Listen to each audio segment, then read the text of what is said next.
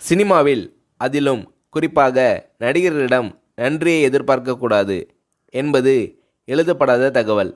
ஆனால் குறிஞ்சிப்பூ போல் நன்றி மறப்பது நன்றன்று என்ற எண்ணம் கொண்ட நடிகர்கள் வெகு சிலர் உண்டு.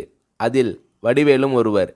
ஏறிய ஏணியை எட்டி உதைக்கின்ற காலத்தில் தன் வாழ்வில் ஒளியேற்றிய ராஜ்கிரனுக்கு வடிவேலு அவர்கள் உதவி செய்ததாக ஒரு செய்தி உண்டு.